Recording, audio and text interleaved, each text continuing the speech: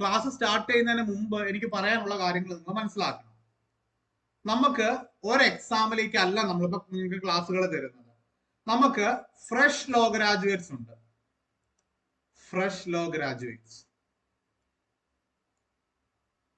Okay, fresh law graduates എത്ര പേരുണ്ട്? അതായത് ഇപ്പൊ റീസെന്റ് ആയിട്ട് LLB കഴിഞ്ഞിറങ്ങിയവര്. ആ യെസ്, 3 ഇയർ പ്ലസ് പ്രാക്ടീസ്. അതായത് 3 വർഷത്തിൽ കൂടുതൽ പ്രാക്ടീസ് ഉള്ളവര്, അതല്ല എങ്കിൽ 1 year plus 2 year LLM. 1 year plus 2 year LLM. ഒരു വർഷം LLM ചെയ്ത ആരെങ്കിലും ഇവിടെ ഇരിപ്പുണ്ടോ? ഒരു വർഷം LLM ചെയ്ത ആരെങ്കിലും, LLM-കാർ ആരെങ്കിലും ഇരിപ്പുണ്ടോ? LLM ചെയ്ത എത്ര പേരുണ്ട്? ആരുമില്ല. യെസ്, അപ്പം 3 വർഷം, 3 വർഷത്തിൽ കൂടുതൽ, 3 വർഷമോ അതിൽ കൂടുതലോ പ്രാക്ടീസ് ഉള്ള എത്ര പേരുണ്ട്? 3 വർഷമോ അതിൽ കൂടുതലോ പ്രാക്ടീസ് ഉള്ള എത്ര പേരുണ്ട്? ആരുമില്ലേ?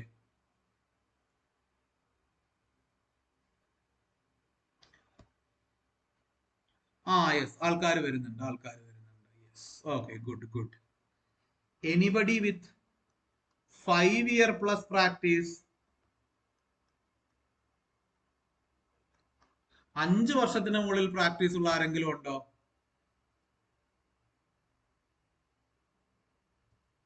യെസ്. അപ്പൊ ഇത് നമ്മൾ തരുന്നത് ഒരു കോംപ്രിഹെൻസീവ് ആയിട്ടുള്ള കോഴ്സാണ്. ഫ്രഷ് ലോ ഗ്രാജുവേറ്റ്സിന് ഏത് പരീക്ഷ എഴുതാടെ? നമുക്കിപ്പം ഇനി റീസെന്റ് ആയിട്ട് വരാൻ പോകുന്ന കുറച്ച് പരീക്ഷകളുണ്ട്. അപ്പൊ അതിൽ ഒന്നാമത്തെ പരീക്ഷയായിട്ട് വരുന്നത് നമുക്ക് ഇപ്പൊ നോട്ടിഫിക്കേഷൻ വിളിച്ചിട്ടുള്ള വെൽഫെയർ ഇൻസ്പെക്ടർ.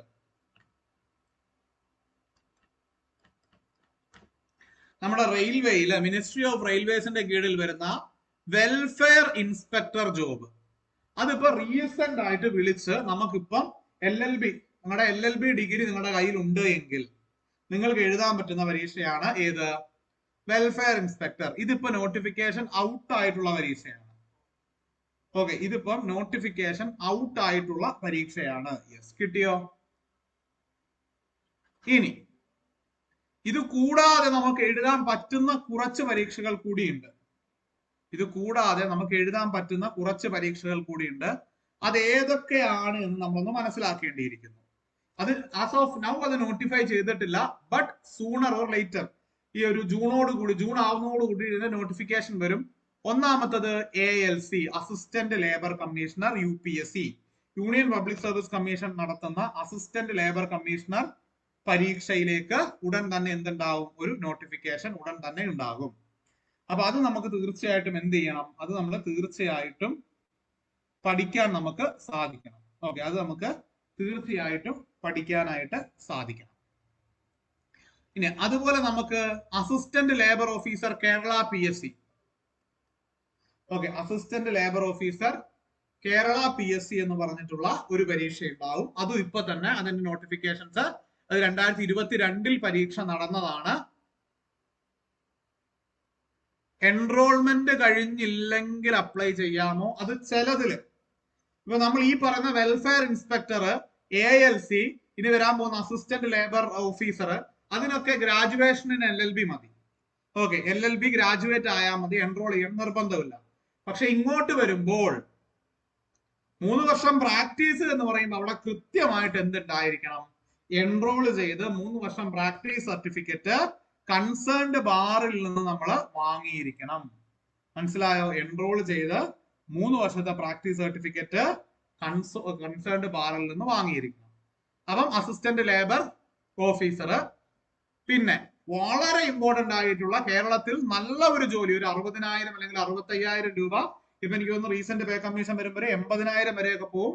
അത്രയൊക്കെ ശമ്പളം മാസം സ്റ്റാർട്ടിങ്ങിൽ തന്നെ പ്രതീക്ഷിക്കുന്നവർക്ക് വേണ്ടി നല്ല ഗംഭീരം ഒരു ഓപ്പർച്യൂണിറ്റി ഇതാ ഇപ്പോൾ വരും.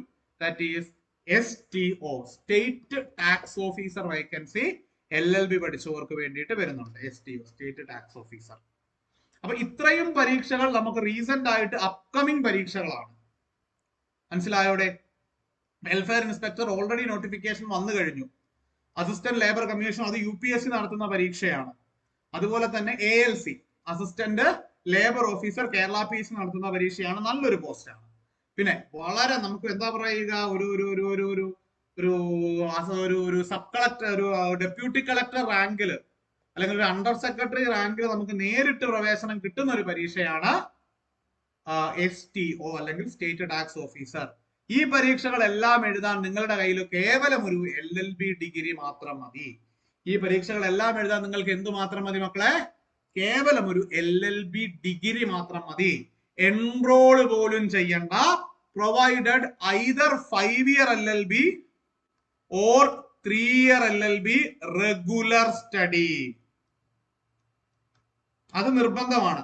നമുക്ക് 2 വർഷത്തെ LLB തരുന്ന യൂണിവേഴ്സിറ്റികളുണ്ട്, 1 വർഷത്തെ LLM തരുന്ന യൂണിവേഴ്സിറ്റികളുണ്ട്. നിർഭാഗ്യവശാൽ ഇതിന് രണ്ടിനും യാതൊരു അംഗീകാരവും ഇല്ല. അപ്പം 3 വർഷം LLB അല്ലെങ്കിൽ 5 വർഷം LLB പഠിച്ചവര്, അതല്ല എങ്കിൽ അതും റെഗുലർ ആയിട്ട് പഠിച്ചിരിക്കണം. കറസ്പോണ്ടൻസ് വഴിയോ ഓൺലൈൻ ആയിട്ടോ പഠിച്ച LLB ഒന്നും ഗവൺമെന്റ് അംഗീകരിച്ചിട്ടില്ല. ഈ ഒരു കാര്യം സ്പെസിഫിക് ആയിട്ട് സ്പെഷ്യൽ ആയിട്ട് എന്ത് ചെയ്യുക, മനസ്സിലാക്കുക. അപ്പൊ ഫ്രഷ് ലോ ഗ്രാജുവേറ്റ്സിന് വേണ്ടിയിട്ടുള്ള ക്ലാസ്സുകൾ. അപ്പൊ ഇവിടെ വരുമ്പോൾ നമുക്ക് കൂടുതലായിട്ടും വെൽഫെയർ ഇൻസ്പെക്ടർ പരീക്ഷയാണെങ്കിലും ALC ആണെങ്കിലും ALO ആണെങ്കിലും ഈ ഭാഗത്തൊക്കെ കൂടുതലായിട്ട് ചോദ്യം വരുന്നത് റിഗാർഡിംഗ് ലേബർ ലോ ആണ്. ലേബർ ലോ നമുക്കറിയാം, നമുക്ക് പേയ്മെന്റ് ഓഫ് വേജസ് ആക്ട് ഉണ്ട്, ഫാക്ടറീസ് ആക്ട് ഉണ്ട്, ഈക്വൽ റെമ്യൂണറേഷൻ ആക്ട് ഉണ്ട്, മെറ്റേണിറ്റി ബെനിഫിറ്റ് ആക്ട് ഉണ്ട്, പേയ്മെന്റ് ഓഫ് ഗ്രാറ്റുവിറ്റി ആക്ട് ഉണ്ട്, പ്രൊവിഡന്റ് ഫണ്ട് ആക്ട് ഉണ്ട്. അങ്ങനെ ഒട്ടനവധി ആക്ടുകൾ ഉണ്ട്. പ്ലസ് റീസെന്റ് ആയിട്ട് വന്ന ലേബർ കോഡ് ബില്ലും ഉണ്ട്, ഇല്ലേ? അത്രയും ആക്ടുകൾ മാത്രമല്ല, അതിന്റെ കൂടെ എന്തുകൂടെ ഉണ്ട്? നമ്മുടെ ഇപ്പോൾ പുതിയതായിട്ട് വന്ന ലേബർ കോഡ് ബില്ലും കൂടെ ഉണ്ട്. അപ്പോൾ ഈ ലേബർ കോഡ് ബില്ലും നമ്മൾ എന്ത് ചെയ്യണം? ഈ ലേബർ കോഡ് ബില്ലും നമ്മൾ കൃത്യമായിട്ട് തന്നെ പഠിക്കേണ്ടതുണ്ട്. അപ്പൊ അതൊക്കെ നമ്മൾ എന്ത് ചെയ്യും? നമ്മൾ ഡീറ്റെയിൽഡ് ക്ലാസ്സുകൾ വളരെ ഡീറ്റെയിൽഡ് ആയിട്ട് ഓരോ കാര്യങ്ങളും ഉൾപ്പെടുത്തിക്കൊണ്ട് ഓരോ provisions, sections, important case loss ഉണ്ടെങ്കിൽ അത് തുടങ്ങിയിട്ടുള്ള കാര്യങ്ങളൊക്കെ വെച്ചിട്ടായിരിക്കും നിങ്ങൾക്ക് ക്ലാസ്സസ് എടുക്കുക. ഒന്നാമത്തെ കാര്യം. യെസ്, കിട്ടിയോടെ? അപ്പം ഫ്രഷ് ലോ ഗ്രാജുവേറ്റ്സിന് വേണ്ടിയിട്ടുള്ളതാണ് ഞാൻ ആദ്യം പറഞ്ഞത്.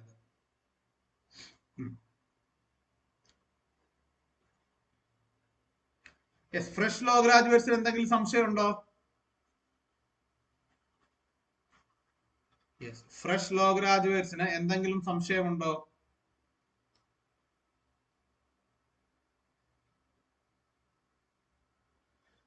യെസ്, നിങ്ങൾക്കിപ്പോ ഈ വേക്കൻസിയെ കുറിച്ച് ക്ലാസിന്റെയും മറ്റു കാര്യങ്ങളൊക്കെ ഞാൻ ഇനി വരുന്ന മുന്നോട്ട് പോകുമ്പോൾ ഞാൻ പറയുന്നതായിരിക്കും. ഇപ്പൊ നിങ്ങൾക്ക് വരാനിരിക്കുന്ന എനോർമസ് ആയിട്ടുള്ള എൻലെസ് ആയിട്ടുള്ള ഓപ്പർച്യൂണിറ്റീസിനെ കുറിച്ച് എന്തെങ്കിലും സംശയമുണ്ടോ?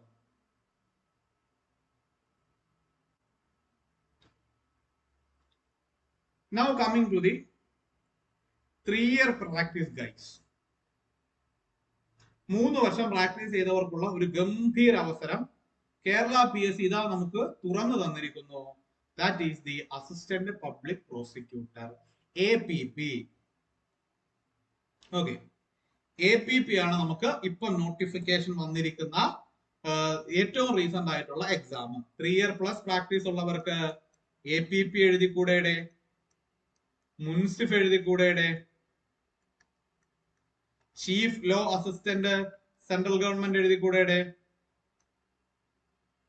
Chief law assistant central government, APP, മുൻസിഫ്, അങ്ങനെ എന്താണ് ഒട്ടനവധി ഓപ്പർച്യൂണിറ്റീസ് നമുക്കുണ്ട്. നമ്മളിപ്പോ തുടങ്ങുന്നത് APP-യിൽ നിന്നാണ്. ഓക്കെ, അസിസ്റ്റന്റ് പബ്ലിക് പ്രോസിക്യൂട്ടർ എന്ന ആ ഒരു പോസ്റ്റിൽ നിന്നാണ് നമ്മളിപ്പം തുടങ്ങാനായിട്ട് പോകുന്നത്. സോ അപ്പൊ 3 വർഷം പ്രാക്ടീസ് ഉള്ളവർ അവര് കേട്ട് തുടങ്ങുക. ഫ്രഷ് ലോ ഗ്രാജുവേറ്റ്സ് എന്ത് ചെയ്യുക? തൽക്കാലം ഒന്ന് വെയിറ്റ് ചെയ്യും. അപ്പം 3 വർഷം പ്രാക്ടീസ് ഉള്ള നമുക്കിപ്പം റീസെന്റ് ആയിട്ട് നോട്ടിഫിക്കേഷൻ വന്ന അസിസ്റ്റന്റ് പബ്ലിക് പ്രോസിക്യൂട്ടർ APP പരീക്ഷയിലേക്ക് നമ്മൾ പോകുമ്പം നമ്മൾ ഒരു കാര്യം മനസ്സിലാക്കണം. ഒന്നാമത്തത് 100 മാർക്കുണ്ട്. നമ്മുടെ ക്വാളിഫിക്കേഷൻ നമുക്ക് കൃത്യമായിട്ട് അറിയാം. LLB പ്ലസ് 3 year of regular practice in the bar.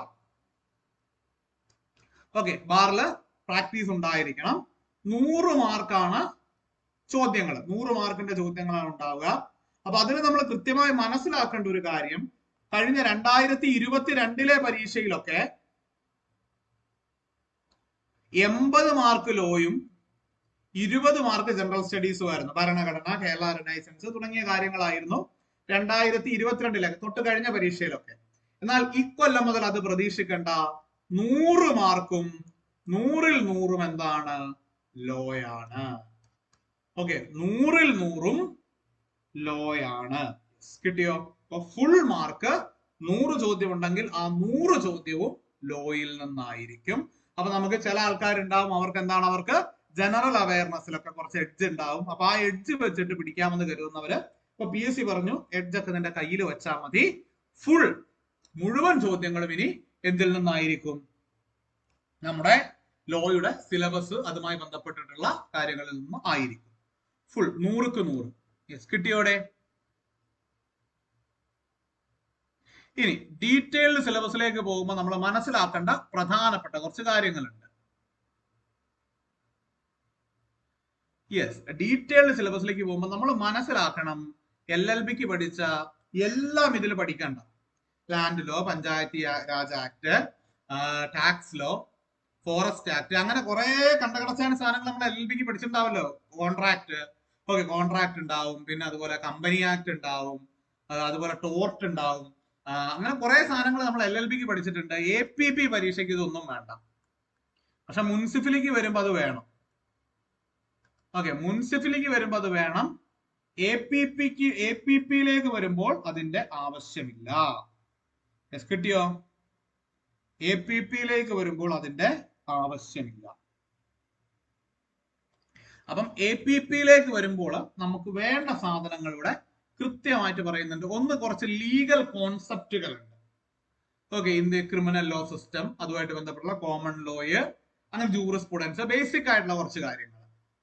Okay, പിന്നെ criminal justice administration, hierarchy of courts തുടങ്ങിയിട്ടുള്ള അപ്പീലീറ്റ് അതോറിറ്റി, അങ്ങനെ കുറച്ച് കാര്യങ്ങളുള്ള criminal justice system. Detailed syllabus once നമ്മൾ ക്ലാസ് സ്റ്റാർട്ട് ചെയ്ത് കഴിയുമ്പോൾ നമ്മൾ ഓരോ സിലബസ്, ക്ലാസ് സ്റ്റാർട്ട് ചെയ്ത് കഴിയുമ്പോൾ ഞാൻ നിങ്ങൾക്ക് സിലബസ് കൂടെ ഞാൻ നിങ്ങൾക്ക് അയച്ചു തരും. എന്നിട്ട് നമ്മൾ സിലബസിൽ വെച്ച് സിലബസിൽ ഉള്ള ഓരോ കാര്യവും തീർത്തിട്ടുണ്ട് എന്ന് നിങ്ങളെ കൊണ്ട് തന്നെ ഉറപ്പ് വരുത്തുകയാണ് നമ്മൾ ചെയ്യുക.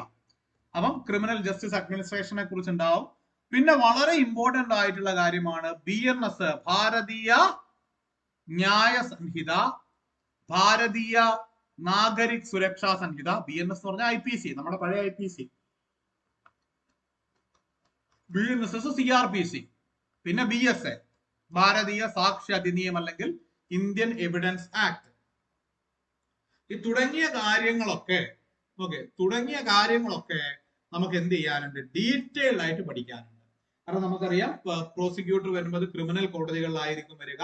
അപ്പൊ സ്വാഭാവികമായിട്ട് നമുക്ക് ക്രിമിനൽ നിയമത്തെ കുറിച്ച് അല്ലെങ്കിൽ ക്രിമിനൽ നിയമങ്ങളെ കുറിച്ച് ആഴത്തിലുള്ള അറിവുണ്ടായിരിക്കണം. ക്രിമിനൽ നിയമങ്ങൾ നമുക്ക് നന്നായി അറിഞ്ഞിരിക്കണം. അപ്പൊ ക്രിമിനൽ നിയമങ്ങൾ ഈ BSA നമ്മൾ തുടങ്ങുന്നത് തന്നെ BSAയും BNSS ഒക്കെ വെച്ചിട്ടായിരിക്കും. ഓക്കെ, BNSS ഒക്കെ വെച്ചിട്ടായിരിക്കും നമ്മൾ തുടങ്ങുക. നമ്മുടെ ക്ലാസ് സ്റ്റാർട്ട് ചെയ്യുന്നത് തന്നെ ഇതിലുള്ള പ്രധാനപ്പെട്ട concept, relevancy of acts, procedure of arrest, പിന്നെ ഈ പറയുന്ന പോലെ offences, particularly offences against woman, offences against human body, offences against property, general exceptions. ഇതൊക്കെ വളരെ ഇമ്പോർട്ടന്റ് ആണ്. BNS ആണെങ്കിലും IPC ആണെങ്കിലും ഈ ഭാഗമൊക്കെ എന്ന് പറയുന്നത് വളരെ വളരെ ഇമ്പോർട്ടന്റ് ആണ്. അതൊരു കാരണവശാലും നിങ്ങൾ മറന്നു പോകാനായിട്ട് പാടില്ല. യെസ്, കിട്ടിയോ? അപ്പൊ നമ്മൾ സ്റ്റാർട്ട് ചെയ്യുന്നത് ഇതിൽ നിന്നായിരിക്കും. BNSS ഒക്കെ ആയിരിക്കും നമ്മൾ സ്റ്റാർട്ട് ചെയ്യുക.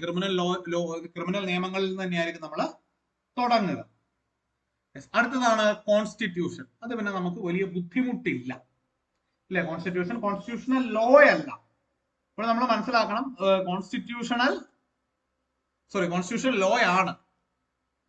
ഓക്കെ, കോൺസ്റ്റിറ്റ്യൂഷൻ ആയിട്ട് ചോദിച്ചുകൊണ്ടിരുന്നത് 2022 വരെയായിരുന്നു. ഇപ്പൊ ആ പരിപാടി ഇല്ല. ഇപ്പൊ നമുക്ക് കംപ്ലീറ്റ് ആയിട്ട് വരുന്നത് കോൺസ്റ്റിറ്റ്യൂഷണൽ ലോ ആണ്. ഓക്കെ, ഇമ്പോർട്ടന്റ് ആയിട്ടുള്ള കേസ് ADM ജബൽപൂർ കേസ്, അതുപോലെ ADM ജബൽപൂർ കേസ്, അതുപോലെ ചന്ദ്രിമ റോയ് കേസ്, അതുപോലെ നമ്മുടെ ആർട്ടിക്കിൾ 21 സംബന്ധിക്കുന്ന സീരീസ് ഓഫ് കേസുകൾ, DK ബസു കേസ്, ആർട്ടിക്കിൾ 21 കേസുകൾ, AK ഗോപാലൻ കേസ്. നമ്മൾ ഇതൊക്കെ കോൺസ്റ്റിറ്റ്യൂഷനിൽ വെറുതെ പോയ കാര്യങ്ങൾ നമ്മൾ എന്ത് ചെയ്യും? സുപ്രീം കോടതിയുടെ AIR-ഉം അതിന്റെ റൂളിങ്ങും അതിന്റെ കാര്യങ്ങളും വിധി പറഞ്ഞ ജഡ്ജി ഉൾപ്പെടെയുള്ള എല്ലാ കാര്യങ്ങളും ഡീറ്റെയിൽ ആയിട്ട് തന്നെയായിരിക്കും നമ്മൾ കോൺസ്റ്റിറ്റ്യൂഷണൽ ലോ ആയിട്ട് പഠിച്ചു പോവുക. കിട്ടിയോടെ? സെറ്റ് അല്ലേ? അടുത്തത് പിന്നെ ക്രിമിനോളജി ആൻഡ് പെനോളജി. ഓക്കെ, പിനോളജിയും ക്രിമിനോളജിയും കൂടെ ഉണ്ടാവും. അപ്പം ഇത്രയും കാര്യങ്ങളാണ് നമ്മുടെ APP-യുടെ സിലബസുമായി ബന്ധപ്പെട്ട് ഉള്ളത്. ഇപ്പോഴേ സിലബസ് കാണേണ്ടതുണ്ടോ നിങ്ങൾക്ക്? നമുക്ക് സിലബസ് ഞാൻ ഫസ്റ്റ് ക്ലാസ്സുകളിലൊന്നും ഞാൻ അങ്ങനെ സിലബസ് എടുക്കാറില്ല. ഓക്കെ, സിലബസ് കുട്ടികൾക്ക് ഞാൻ അങ്ങനെ കാണിച്ചു കൊടുക്കാറില്ല. അത് ടെൻഷൻ ആകുക എന്നുള്ള ഒരു ഉദ്ദേശത്തോടു കൂടി നിൽക്കണ്ട എന്ന് കരുതിയിട്ടാണ്. അപ്പൊ നമ്മൾ പതുക്കെ ക്ലാസ്സസ് ഒക്കെ സ്റ്റാർട്ട് ചെയ്ത് കഴിഞ്ഞിട്ടാണ് നമ്മൾ എന്ത് ചെയ്യുക, നമ്മൾ പതുക്കെ ഇത് കാണിച്ചു കൊടുക്കുക, സിലബസ് കാണിച്ചു കൊടുക്കുക. നമ്മൾ ഓരോ ടോപ്പിക്സ് വേണമെങ്കിൽ ജസ്റ്റ് ഒന്ന് പറഞ്ഞിട്ട് പോകാം. ഓക്കെ, സിലബസിൽ എന്തൊക്കെ വരുന്നുണ്ട് എന്നുള്ളത് ജസ്റ്റ് ഒന്ന് പറഞ്ഞിട്ട് പോകാം. ഡീറ്റെയിൽഡ് സിലബസിൽ വരുന്നത് criminology, penology, criminal justice administration, constitution എൻ്റെ കയ്യിലുണ്ട്, അത് ടാബിന്റെ അകത്ത് കിടപ്പുണ്ട്. അപ്പം നമുക്ക് പിന്നീട് എന്ത് ചെയ്യാം, പിന്നീടാണ് ഇനി തുടർന്നുള്ള ക്ലാസ്സുകളിൽ നമുക്ക് ഡീറ്റെയിൽഡ് ആയിട്ട് അതിനെക്കുറിച്ച് നമുക്ക് പഠിക്കാവുന്നതാണ്. തുടർന്ന് ഇനിയും നമുക്ക് ക്ലാസ്സുകൾ ഉണ്ടാവും കേട്ടോ, പേടിക്കണ്ട. തുടർന്ന് ഇനിയും നമുക്ക് ഒട്ടനവധി ക്ലാസ്സുകൾ ഉണ്ടാവും. അപ്പൊ ആ ക്ലാസ്സുകളിലൊക്കെ നമുക്ക് ഓരോ സിലബസും എടുത്ത് നമ്മൾ പഠിക്കും.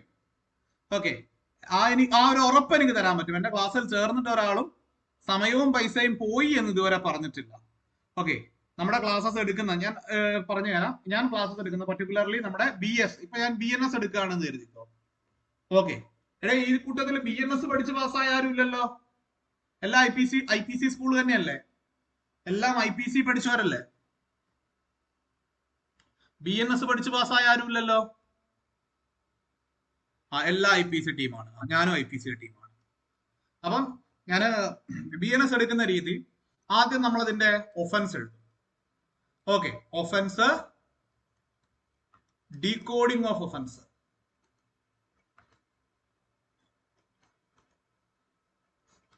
അതായത് ഇത് പലരും ലോ കോളേജിൽ പഠിപ്പിക്കാത്തൊരു കാര്യമാണ്. ലോ കോളേജിൽ പഠിപ്പിച്ചതിൽ പലരും പഠിപ്പിക്കാത്തൊരു കാര്യമാണ്. ഒരു ഒഫൻസിന് കുറെ കോൺസ്റ്റിറ്റ്യുവൻസ് ഉണ്ട്. ഒരു ഒഫൻസിന് ഒരുപാട് കോൺസ്റ്റിറ്റ്യുവൻസ് ഉണ്ട്. ആ കോൺസ്റ്റിറ്റ്യുവൻസ് ഉണ്ട് എങ്കിൽ മാത്രമേ ഒരു ഒഫൻസ് ആവുകയുള്ളൂ. മനസ്സിലായോ? ഒരു ഒഫൻസ് ആകണമെങ്കിൽ ആ ഒഫൻസിന് ഒരുപാട് കോൺസ്റ്റിറ്റ്യുവൻസ് ഉണ്ട്. 1, 2, 3, 4 എന്ന് പറഞ്ഞിട്ട് ആ കോൺസ്റ്റിറ്റ്യുവൻസ് എന്തായിരിക്കണം, നമുക്ക് കൃത്യമായി ഉൾക്കൊള്ളാൻ, കൃത്യമായിട്ട് പറയാനായിട്ട് സാധിക്കണം. അപ്പം ആദ്യം നമ്മൾ ഒഫൻസിനെ ഡീകോഡ് ചെയ്യും. ആദ്യം എന്താണ് ഒഫൻസ് എന്ന് പറയും, അതിനുശേഷം നമ്മൾ constituents of the offence. Okay, constituents of the offence. ഇപ്പൊ ഞാനൊരു ഉദാഹരണം പറയാം.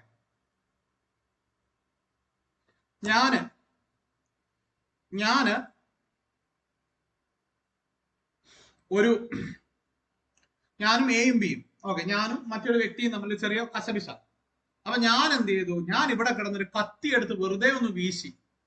കത്തിയെടുത്ത് അവനെ ഓടിക്കാൻ വേണ്ടി, ആ പർട്ടിക്കുലർ പേഴ്സണെ ഒന്ന് ഓടിക്കാൻ വേണ്ടി ഞാൻ കത്തി ഒന്ന് വീശിയ സമയത്ത് ആ കത്തി ഇദ്ദേഹത്തിന്റെ ദേഹത്ത് കൊണ്ട് ഇദ്ദേഹത്തിന് മുറിവായി. കത്തി ഇദ്ദേഹത്തിന്റെ ദേഹത്ത് കൊണ്ട് മുറിവായി. ഈ മുറിവ് വരികയും ചോര ഇങ്ങനെ ചീറ്റുന്നത് കണ്ട്, മുറിവുണ്ടായി, ചോര ശൂന്നും പറഞ്ഞ് ചീറ്റി. ഇത് കണ്ട് പെട്ടെന്ന് ഇദ്ദേഹം കുഴഞ്ഞു വീണ് മരിച്ചു. അങ്ങനെ സംഭവിച്ചു കഴിഞ്ഞാൽ am I guilty of the offence of murder? Am I guilty for committing the offence of murder?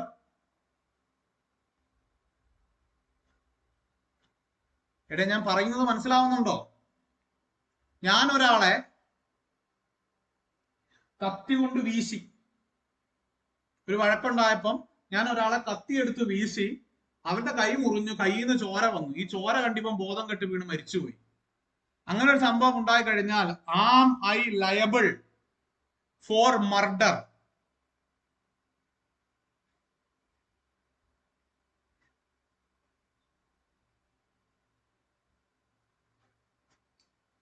മർഡറിന് ഇന്റൻഷൻ വേണമെന്നൊക്കെ പറഞ്ഞു. ശരി, അവൻ ചാകണമെന്ന ഉദ്ദേശത്തോടു കൂടി തന്നെ ഞാൻ അവനെ കത്തി കൊണ്ടെറിഞ്ഞു, അല്ലെങ്കിൽ അവൻ ചാകണമെന്ന ഉദ്ദേശത്തോടു കൂടി ഞാൻ അവനെ ആക്രമിച്ചു, അവന്റെ കൈ മുറിഞ്ഞു ചോര വന്നു, അത് കണ്ടവൻ മരിച്ചു.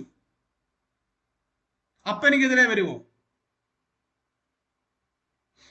ആക്ടസ് നോൺ ഫാസിട്രിയം നിസി മെൻസിട്രിയ. LLBക്ക് പോകുമ്പോൾ ആദ്യം പഠിപ്പിക്കുന്ന കാര്യം അതല്ലേ? ക്രിമിനൽ ലോ പഠിപ്പിക്കുമ്പോൾ നമ്മളെ ആദ്യം പഠിപ്പിക്കുന്ന കാര്യം അതല്ലേ? പഠിച്ചിട്ടില്ലേ? എന്താ പഠിച്ചത്? Actus non facit reum, actus non ഫാസിട്രിയം, നിസി mens sit rea. Actus non ഫാസിട്രിയം, നിസി mens sit rea. എന്താ വാക്കിന്റെ അർത്ഥം? എന്താണ്? What does this Latin phrase mean? ഈ പർട്ടിക്കുലർ ലാറ്റിൻ ഫ്രേസിന്റെ അർത്ഥം എന്താ? ആക്ടസ് നോൺ ഫാസിട്രിയം, നിസി മെൻസിട്രിയ. An offense is not an offense unless accompanied by a guilty mind. An offense is not an offense unless accompanied by a guilty mind. അപ്പൊ അതിന്റെ മറ്റൊരു വശം കൂടെയുണ്ട്. An act becomes an offense if it is accompanied by a guilty mind. An act, നമ്മളൊരു guilty മൈൻഡോട് കൂടി ഒരു particular act commit ചെയ്യുമ്പോൾ, ശ്രദ്ധിച്ച് മനസ്സിലാക്കുക, when an act is committed by a guilty mind, it automatically becomes an offense. ശരിയല്ലേ? ശരിയല്ലേ?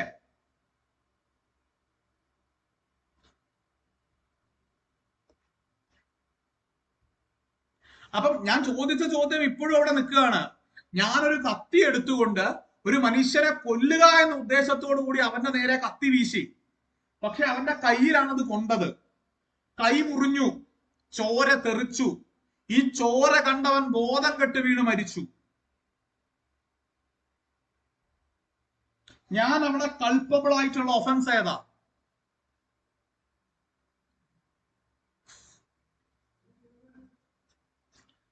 ഞാൻ അവിടെ കൾപ്പബിൾ ആയിട്ടുള്ള ഒഫൻസ് ഏതാ?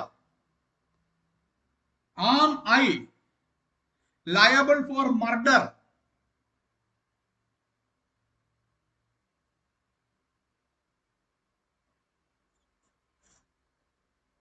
യെസ്. അതാണ് നമ്മള് ലോ പഠിക്കുമ്പോൾ ശരിക്കും പഠിക്കണം.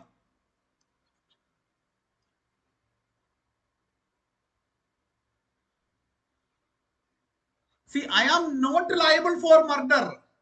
കാരണം the act of the assailant, the result was not an effect. The result was not an effect of the act. അല്ലേ? എങ്ങനെയാണ് ഈ കൾപ്പബിൾ ഹോമിസൈഡ് വരെ? എനിക്ക് മനസ്സിലാവുന്നില്ലല്ലോ. സി, ഞാൻ അവനെ മുറിവേൽപ്പിക്കുകയാണ്. കൊല്ലുക എന്ന ഉദ്ദേശം എനിക്കുണ്ടായിരുന്നു, പക്ഷെ ഞാനല്ല അവനെ കൊന്നത്, ഞാൻ അവനെ മുറിവേൽപ്പിക്കുകയേ ചെയ്തുള്ളൂ. പക്ഷെ എന്ത് സംഭവിച്ചു? ആ മുറിവേറ്റത് കൊണ്ടുണ്ടായ ഹൃദയാഘാതം, that was a natural cos.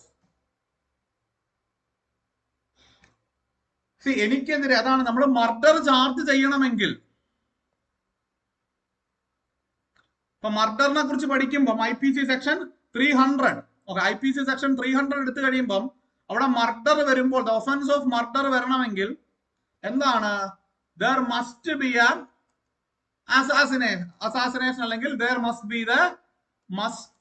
a loss of human life. ഒരു മനുഷ്യ ജീവൻ അവിടെ നഷ്ടമായിരിക്കണം. നിർബന്ധമായിട്ടും എന്താണ്? അവിടെ ഒരു മനുഷ്യ ജീവൻ നഷ്ടമായിരിക്കണം. അത് നിർബന്ധമായിട്ടുള്ള കാര്യമാണ്. ഒന്നാമത്തെ കാര്യം അതാണ്, മനുഷ്യ ജീവൻ നഷ്ടമായിരിക്കണം. രണ്ടാമത്തത്, it must be A result of the act of the accused.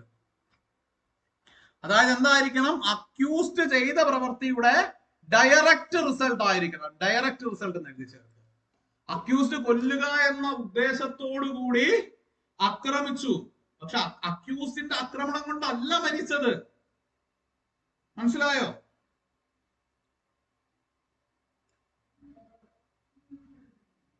അക്യൂസ്ഡിന്റെ ആക്രമണം കൊണ്ട് അല്ല മരിച്ചത്. പോയിന്റ് മനസ്സിലാവുന്നുണ്ടോ? അതാണ് നമ്മളൊരു ഒഫൻസ് ഡീകോഡ് ചെയ്തെടുക്കുമ്പോൾ അത്തരത്തിൽ ആ ഒഫൻസിന്റെ കോമ്പോണൻസ് എന്തൊക്കെയാണ്, ആ ഒഫൻസിന്റെ കോൺസ്റ്റിറ്റ്യുവൻസ് എന്തൊക്കെയാണ് എന്ന് കൃത്യമായും വ്യക്തമായും അറിഞ്ഞു കഴിഞ്ഞാൽ മാത്രമേ നമുക്ക് ആ ഒഫൻസ് ഡീകോഡ് ചെയ്യാൻ പറ്റുള്ളൂ. നമ്മൾ ഏതൊരു ഇന്റർവ്യൂവിന് പോയാലും ലോയുമായി ബന്ധപ്പെട്ടിട്ടുള്ള ഏതൊരു ഇന്റർവ്യൂവിന് എന്റെ പ്രിയപ്പെട്ട മക്കൾ പോവാണ്, നിങ്ങൾ പോവാണ്, ഓക്കെ, നിങ്ങളൊരു ഇന്റർവ്യൂവിന് പോവാണ്. ഇന്റർവ്യൂവിന് പോകുമ്പോൾ ഞാൻ LLB-യുമായിട്ട് ലോയുമായിട്ട് ബന്ധപ്പെട്ട ഒരുപാട് ഇന്റർവ്യൂസിന് പോയിട്ടുണ്ട്. നമ്മൾ അവിടെ ചെല്ലുമ്പോൾ നമ്മളോട് ചോദിക്കുന്ന ആദ്യത്തെ ചോദ്യം എന്താണെന്ന് അറിയുമോ? What is the difference between culpable homicide and murder? എന്താ കൾപ്പബിൾ ഹോമിസൈഡും മർഡറും തമ്മിലുള്ള വ്യത്യാസം? IPC 299-ഉം 300 തമ്മിലുള്ള വ്യത്യാസം ഒരു മുടിനാരിന്റെ വ്യത്യാസമേ ഉള്ളൂ. പക്ഷെ ഒരു offence it can either B A culpable homicide or B A murder. ഈ കൾപ്പബിൾ ഹോമിസൈഡിനെയും മർഡറിനെയും വേർതിരിക്കുന്ന ഒരു ലൂസ് വാളുണ്ട്. ചിലപ്പം കൾപ്പബിൾ ഹോമിസൈഡ് ആകും, ചിലപ്പോ മർഡർ ആകും. ഒരു വളരെ ലൂസ് ആയിട്ടുള്ള വാളയിലാണ് ഇത് നിൽക്കുന്നത്. വാട്ട് ഈസ് ദാറ്റ് വാൾ?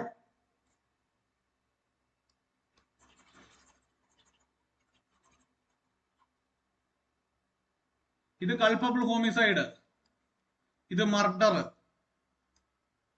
ഒരു മർഡർ കൾപ്പബിൾ ഹോമിസൈഡ് ആകും എപ്പം നമ്മൾ ഒരാളെ കൊന്നു. Okay, the famous case. Yes, there is a very famous case. KM Nanavati versus State of Bombay. ഓർമ്മയുണ്ടോ? കേസിന്റെ കഥ അറിയോ?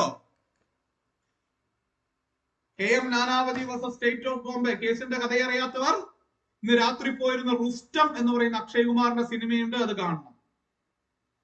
KM Nanavati versus State of Bombay.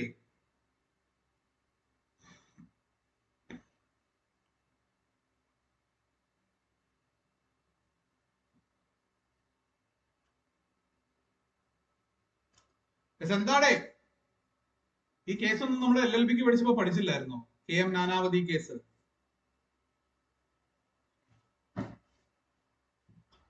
പറയൂ, നാനാവതി കേസ് ഓർമ്മയില്ലേ?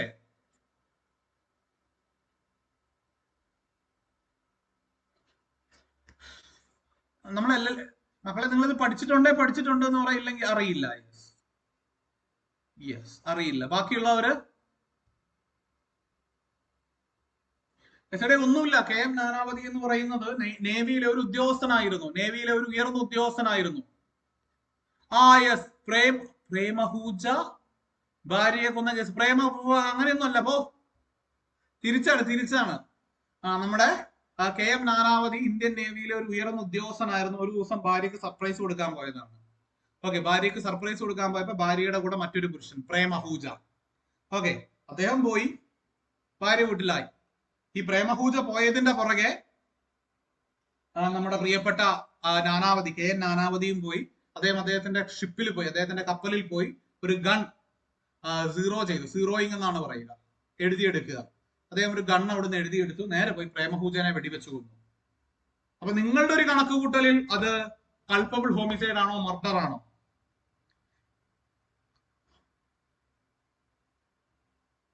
The loss of a human life by the act of the accused on grave and sudden provocation. ഈ വാളെന്താടേ? grave and sudden provocation.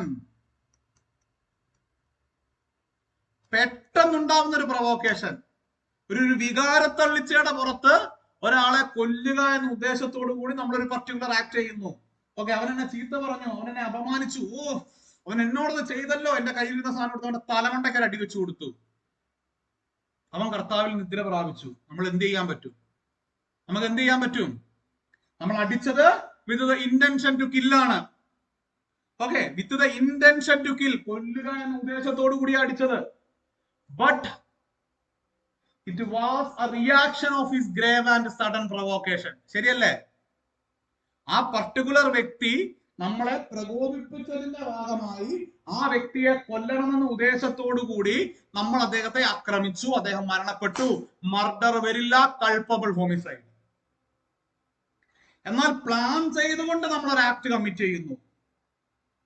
Okay, ഒരാള് ഒരുത്തൻ നമ്മളെ ഇന്ന് കളിയാക്കി, നമ്മളെ നാളെ അവൻ തിരിച്ചു വരുന്ന സമയത്ത് അവനെ പിടിച്ച് അടിച്ച് ഇടിച്ച് കൊന്നു. അതെന്തല്ല, അത് ഗ്രേവ് ആൻഡ് സഡൻ പ്രൊവോക്കേഷൻ അല്ല, അത് വെഞ്ചൻസ് ആണ്. Every act of vengeance causing the death of a human being shall termed to be murder. Okay, പ്രതികാരം ചെയ്യുക. അവൻ എന്നെ അപമാനിച്ചു, അവൻ എന്നെ ചീത്ത പറഞ്ഞു, അപ്പൊ നീ അടിച്ചു, അവൻ മരിച്ചുപോയി. അത് ഗ്രേവ് ആൻഡ് സഡൻ പ്രൊവോക്കേഷൻ ആണ്. നീ അടുത്ത ദിവസം അല്ലെങ്കിൽ അടുത്ത വർഷം, ഇവിടെ നമ്മുടെ മറ്റേ പുറിഞ്ചുമറിയം ജ്യൂസിലൊക്കെ പറയുന്നത് പോലെ സ്ഥിരമാണത്. നമ്മുടെ തൃശ്ശൂർ ഭാഗത്തൊക്കെ ഒരു പള്ളിപ്പെരുന്നാളിൽ എന്തെങ്കിലും പ്രശ്നം ഉണ്ടായാൽ അടുത്ത പള്ളിപ്പെരുന്നാളിന് വരെ അവർ കാത്തിരിക്കും. എന്നിട്ട് അടുത്ത പള്ളിപ്പെരുന്നാളിൽ വെട്ടും കുത്തിലും തീർക്കുക. അത് ഗ്രേവ് ആൻഡ് സഡൻ, അത് കൾപ്പബിൾ ഹോമിസൈഡ് ആണോ മർഡർ ആണോ? അത് കൾപ്പബിൾ ഹോമിസൈഡ് ആണോ മർഡർ ആണോ? ഇവിടെ മനസ്സിലാവുന്നുണ്ടോ? അവിടെ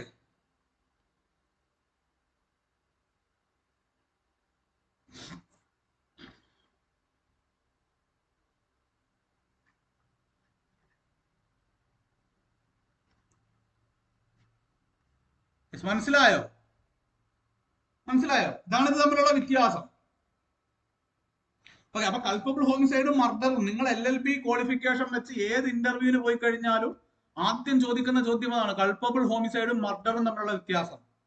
അടുത്തതുണ്ട് റോങ്ഫുൾ കൺഫൈൻമെന്റും റോങ്ഫുൾ റിസ്ട്രെയിനും തമ്മിലുള്ള വ്യത്യാസം എന്താ? സ്ഥിരം ചോദിക്കുന്ന ചോദ്യമാണ്. Wrongful confinement versus wrongful restrained, രണ്ടും തമ്മിലുള്ള വ്യത്യാസം എന്താ? റോങ്ഫുൾ കൺഫൈൻമെന്റും റോങ്ഫുൾ റിസ്ട്രെയിൻഡും തമ്മിലുള്ള വ്യത്യാസം എന്താ?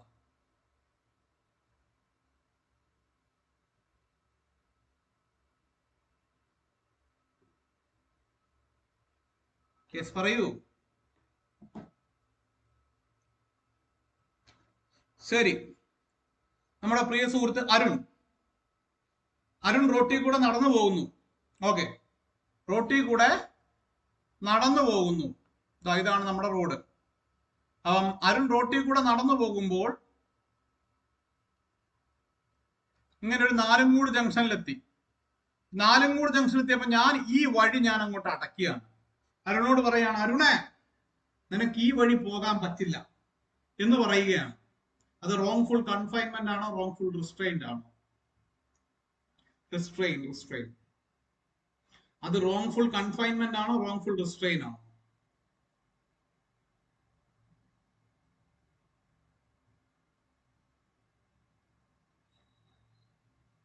കൃത്യമായിട്ട് മനസ്സിലാക്കണം. If the free passage of a person is hindered in one direction.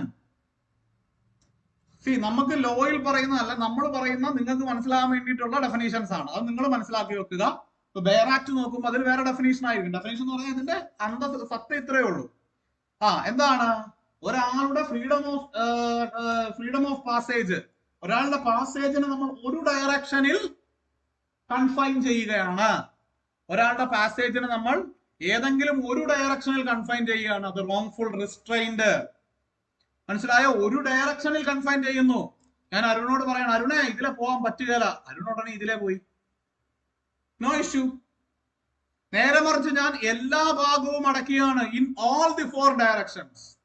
Okay, if the freedom of a person is restricted, if the freedom of passage of a person is unlawfully restricted from all the 4 directions. Okay, ഈ മുറി, ഞാൻ ഇരിക്കുന്ന ഈ മുറിയിൽ എന്ത് ചെയ്യാണ്? ഒരു വ്യക്തി വന്നിട്ട് മുറി പൂട്ടിയിട്ട് പോവുകയാണ്. ഓക്കെ, ഈ മുറിയിൽ ഒരു വ്യക്തി വന്നിട്ട് മുറി പൂട്ടിയിട്ടിട്ട് പോവുകയാണ്. റോങ്ഫുൾ റിസ്ട്രെയിൻഡ് ആണോ റോങ്ഫുൾ കൺഫൈൻമെന്റ് ആണോ? റോങ്ഫുൾ റിസ്ട്രെയിൻഡ് ആണോ റോങ്ഫുൾ കൺഫൈൻമെന്റ് ആണോ?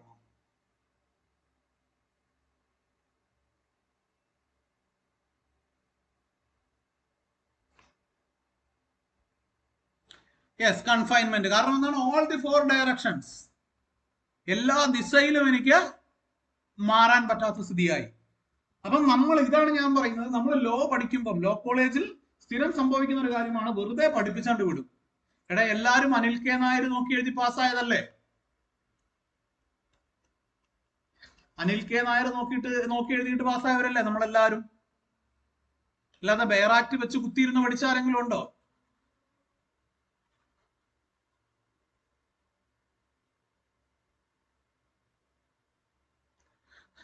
എനിക്കറിയാലോ, ഞാനും ഇങ്ങനെ തന്നെയല്ലേ പാസ്സായത്. ഈ സാധനം ഞാൻ പറഞ്ഞില്ല, അതാകുമ്പോ നമുക്ക് പരീക്ഷയുടെ 2 ദിവസം മുമ്പ് എടുത്ത് നോക്കിയാൽ മതി, സാധനം പാസ്സാക്കിക്കോളും. ഓക്കെ, അപ്പം സംഭവം കുഴപ്പമൊന്നുമില്ല, ഞാൻ അത് മോശമൊന്നും പറയില്ല. പക്ഷെ അത് യൂണിവേഴ്സിറ്റി പരീക്ഷയ്ക്ക് അനിൽ കെ നായരുമായിട്ടുള്ള നമ്മുടെ ബന്ധം അത് നമ്മൾ LLB പാസ്സായപ്പോ തീർന്നു. കൃത്യമായിട്ട് പറയാണ്, അനിൽ കെ നായർ വെച്ചോണ്ട് ഒരു കോമ്പറ്റീറ്റീവ് എക്സാമിനും പഠിക്കാൻ ഒക്കുകയില്ല. ഒരു കോമ്പറ്റീറ്റീവ് എക്സാമിനും നമുക്ക് അനിൽ കെ നായർ വെച്ച് പഠിക്കാൻ ഒക്കുകയില്ല. അത് university exam, particularly Kerala university, MG university തുടങ്ങിയിട്ടുള്ള യൂണിവേഴ്സിറ്റികളെ പറ്റിക്കാൻ വേണ്ടിയിട്ടുള്ള സാധനമാണ്. അപ്പൊ ദയവ് ചെയ്ത് ഇത് പറയുന്ന പുസ്തകങ്ങളുടെയൊക്കെ ഞാൻ 3 പുസ്തകമേ പറയുള്ളൂ. ന്യൂ ക്രിമിനൽ കോഡ് ബിൽസ്, നമ്മുടെ BSA, BNS, BNSS, ഇതിന്റെ ബെയർ ആക്ട് കയ്യിൽ ഉണ്ടായിരിക്കണം. അത് APPക്ക് പഠിക്കുന്നവരാണെങ്കിലും ഏത് പരീക്ഷ, ലോയുമായി ബന്ധപ്പെട്ട ഏത് പരീക്ഷയ്ക്ക് പഠിക്കുന്നവരാണെങ്കിലും ഈ ബെയർ ആക്ടുകൾ ഹാർഡ് കോപ്പിയായി പുസ്തകമായി കയ്യിലുണ്ടായിരിക്കണം. ടാബിലോ ഫോണിലോ ഉണ്ടാവും, അതവിടെ ഇരുന്നോട്ടെ. 250 രൂപ എങ്ങാണ്ടേ ഉള്ളൂ 3 എണ്ണത്തിന്. അപ്പൊ ദയവ് ചെയ്ത് അതൊന്ന് വാങ്ങുക. ഓക്കെ, കുഴപ്പമില്ലല്ലോ. കാരണം അത് 3 നിർബന്ധമാണ്. ഓക്കെ,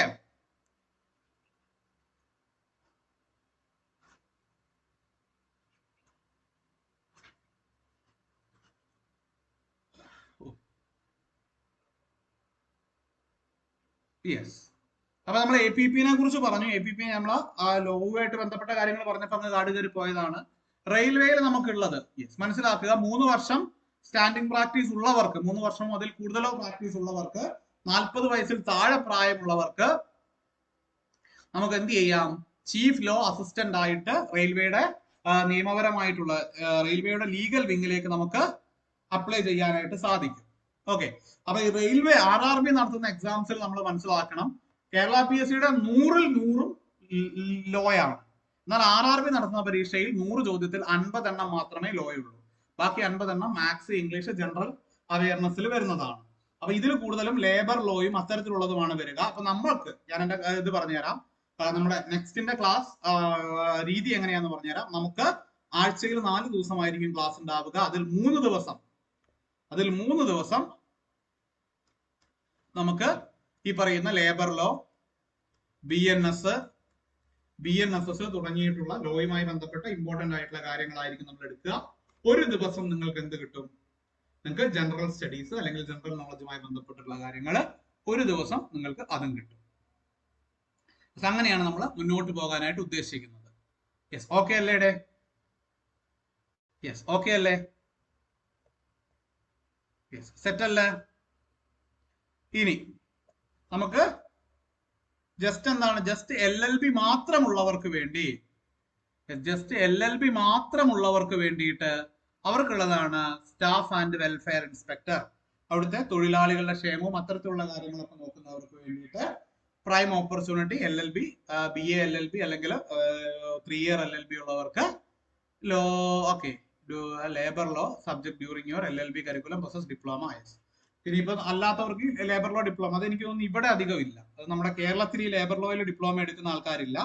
അത് നോർത്ത് ഇന്ത്യൻ ഭാഗത്ത് അതിന് വലിയ മാർക്കറ്റ് ഉണ്ട്. അപ്പം വെൽഫെയർ ഇൻസ്പെക്ടർക്ക് ഇത്ര പേർക്ക് LLB മാത്രം മതി. ഇനി നിങ്ങളുടെ കൂട്ടുകാരെങ്കിലും MBA, HR, MSW അത്തരത്തിലുള്ള കാര്യങ്ങളൊക്കെ പഠിച്ചിട്ടുണ്ടെങ്കിൽ അവർക്കും അപ്ലൈ ചെയ്യാം. അവർ ഏതെങ്കിലും ഒരു കോഴ്സിൽ ലേബർ ലോ പഠിച്ചിട്ടുണ്ടാവണം, അത്രയേ ഉള്ളൂ.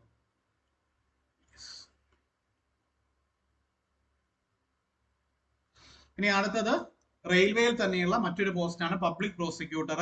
അതും ഇപ്പം വേക്കൻസി വന്നിട്ടുണ്ട്. അവിടെ വരുന്നത് graduate with bachelor's degree of law, recognised university with 5 years standing in the bar. അപ്പം ഫ്രഷർക്ക് വേക്കൻസി ഉണ്ട്, 3 വർഷമായവർക്കുണ്ട്, 5 വർഷമായവർക്കുണ്ട്. എല്ലാവർക്കും വാരിക്കോരി വേക്കൻസികളുണ്ട്. നമുക്കിനി ഒന്നേ ചെയ്യാനുള്ളൂ, പഠിപ്പിക്കാൻ. നമ്മുടെ നെക്സ്റ്റ് ടീമിന്റെ ഫുൾ ടീം നിങ്ങളുടെ കൂടെ ഉണ്ട്. ഓക്കെ, ലോയില് ഞാനായിരിക്കും എടുക്കുക. ഞാനിപ്പം കേരള ഹൈക്കോടതിയിൽ, ബഹുമാനപ്പെട്ട കേരള ഹൈക്കോടതിയിൽ പ്രാക്ടീസ് ചെയ്തുകൊണ്ടിരിക്കുകയാണ്. അപ്പൊ അത്യാവശ്യം വലിയ കുഴപ്പമില്ല, എടുത്തു പോകും.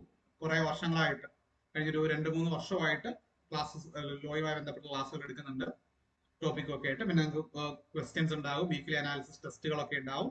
അപ്പൊ പഠിപ്പിക്കാൻ അപ്പം ജോലി തരാൻ ഗവൺമെന്റ് റെഡിയാണ്, പഠിപ്പിക്കാൻ ഞങ്ങൾ റെഡിയാണ്. പഠിക്കാൻ നിങ്ങൾ റെഡിയാണെങ്കിൽ നിങ്ങൾക്കൊരു ജോലി സുനിശ്ചിതമാണ്. യെസ്, ഓക്കെ, സെറ്റ് അല്ലേടെ? യെസ്, എന്തെങ്കിലും സംശയങ്ങൾ? ഇനി നമുക്കൊരു 10 മിനിറ്റ്സ് കൂടി ഉണ്ട്. ആ 10 മിനിറ്റിൽ നമുക്ക് സംശയങ്ങൾ മറ്റും വല്ലതും ഉണ്ട് എങ്കിൽ ചോദിക്കാം.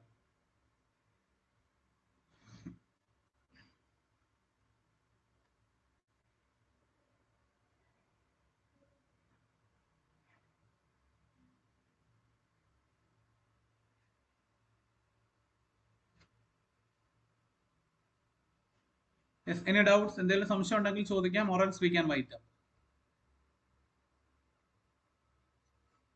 ഇല്ല, നമ്മൾ പറഞ്ഞല്ലോ APPയുടെ നമുക്ക് labour law, BNS, BNSS, BSA ഇതെല്ലാ പരീക്ഷകളിലും കോമൺ ആയിട്ട് വരുന്നത്. അപ്പൊ ഇത് നമ്മൾ ഒരുമിച്ചെടുക്കും.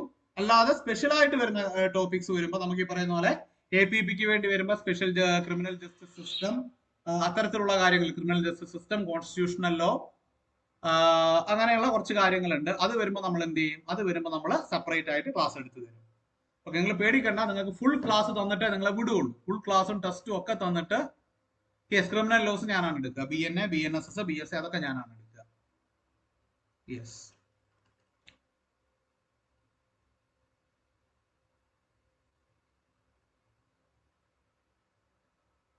ഇല്ല, ഹൗ ദൈവത്തിന്റെ കൃപ.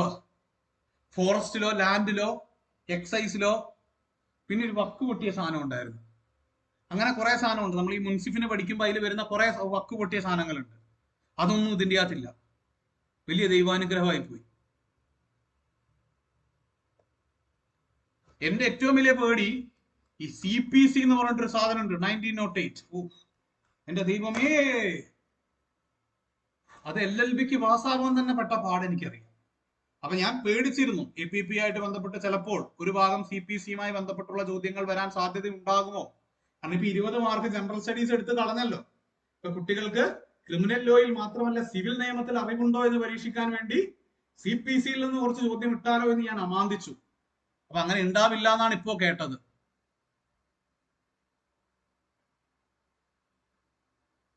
യെസ്, ക്ലാസ്സസ് ടിൽ എക്സാം ആണ്. യെസ്, മൈനർ ആക്ടുകൾ ഉണ്ട്. അത് ഈ പറയുന്നത് പോലെ നമ്മൾ നോക്കിയിട്ട്, അപ്ഡേറ്റഡ് സിലബസ് വന്നിട്ടില്ല. അപ്ഡേറ്റഡ് സിലബസ് മുഴുവൻ ഞാൻ തീർത്ത് തന്നിരിക്കും. ആ ഒരു ഉറപ്പ് ഞാൻ നിങ്ങൾക്ക് തരും. എന്തായാലും നമുക്ക് CPC ഇല്ല, അത് വലിയ അനുഗ്രഹമാണ്. ഓക്കെ, CPC ഇല്ല, അത് വലിയ അനുഗ്രഹമാണ്. Okay, so I think we can wind up for the day. Okay, thank you.